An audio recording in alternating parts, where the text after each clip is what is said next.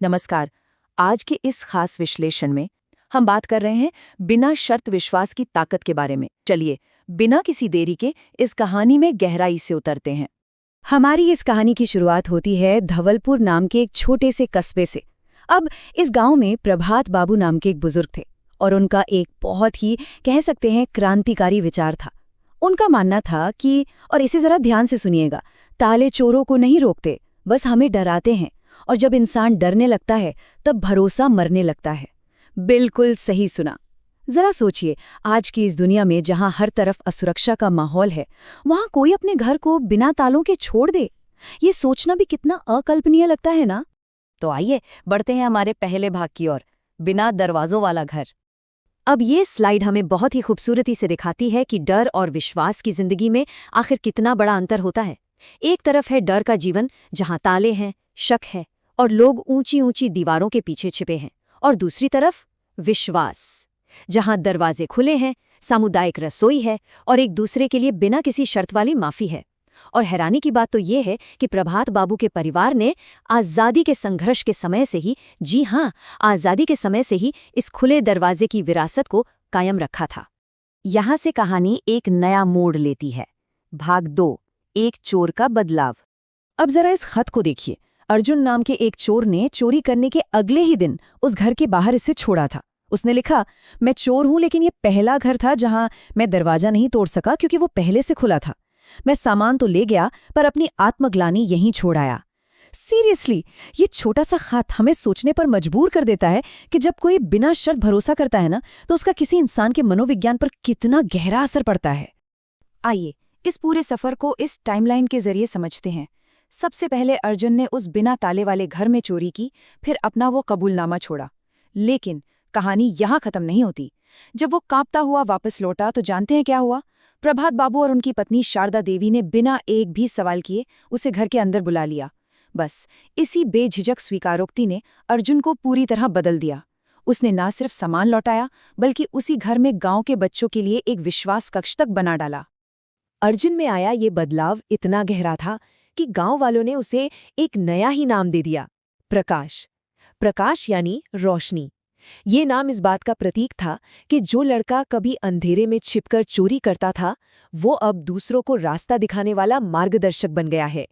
मतलब ये इस बात का जीता जागता सबूत है कि अगर किसी को सच्चे दिल से माफ कर दिया जाए तो वो इंसान पूरे समाज के लिए एक प्रेरणा बन सकता है। और इसी के साथ हम आते हैं भाग 3 पर, पूरे गांव का जागरण। देखते हैं कि ये सिलसिला आगे कैसे बढ़ा। माफी के इस एक छोटे से कदम ने मानो पूरे धवलपुर में एक लहर सी दौड़ा दी। देखिए, गांव में विश्वास कक्ष बना जो लोगों के लिए एक सुरक्षित जगह थी। फिर खुली भरोसे की रसोई जहां कोई ताला या चौकीदार नहीं था। एक ओपन लाइब्रेरी बनी जहां से बिना कोई सवाल पूछे किताबें ली जा सकती थीं। और सबसे कमाल की परंपरा शुरू हुई आखिरी ताले की। इसमें नए शादीशुदा जोड़े अपने घर का ताला हमेशा के लिए खोलकर फेंक देते और एक पेड़ लगाते। और हाँ, उस खुली रसोई को शुरू करने में हरिचरण नाम के एक और सुधरे हुए व्यक्ति का बहुत बड़ा हाथ था। अब जाहिर सी बात है, जब ऐसी कोई रसोई खुलेगी तो कुछ लोगों को शक तो होगा ही कि इसका गलत फायदा उठाया जाएगा। इस पर हरिचरण का जवाब सच में दिल छू लेने वाला था। उन्होंने कहा, जो फायदा उठाते हैं उन्हें ही इसकी सबसे ज्यादा जरूरत होती है।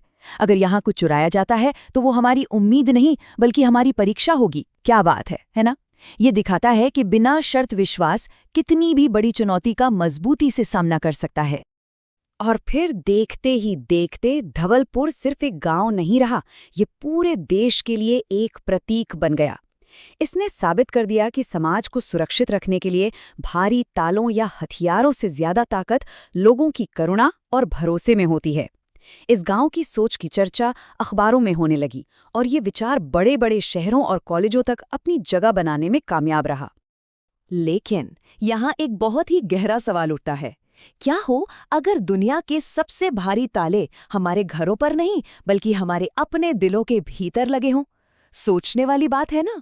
इसी सवाल के साथ हम आते हैं भाग 4 पर, अदृश्य ताले। ये विचार हमें एक बहुत ही पर्सनल और इमोशनल कहानी की तरफ ले जाता है।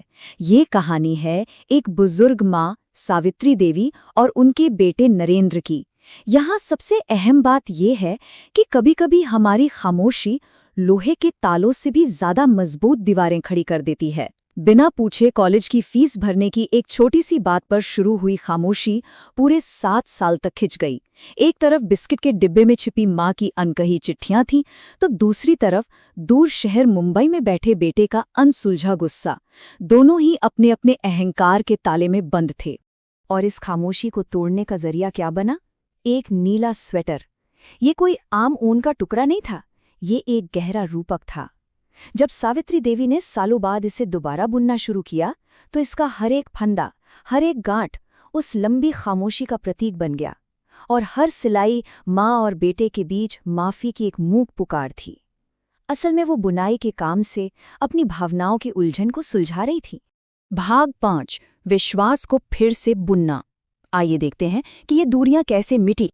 इस मेल मिलाप का सफर सच में रोंगटे खड़े कर देने वाला था। सावित्री देवी ने आखिरकार वो नीला स्वेटर पूरा किया और बरसों पुरानी वो चिट्ठी डाक में डाल ही दी। जब मुंबई में नरेंद्र को वो खत मिला तो उसका सारा का सारा गुस्सा पिघल गया। उसने फोन उठाया और बस एक कॉल से उस 7 साल पुरानी खामोशी को हमेशा के लिए तोड़ दिया। वो वापस गांव लौटा और उस नीले स्वेटर को पहनकर उन दोनों ने अपने रिश्ते की हर दरार को भर दिया। जरा इमेजिन कीजिए, उस एक छोटी सी फोन कॉल में भावनाओं का कितना भारी वजन रहा होगा।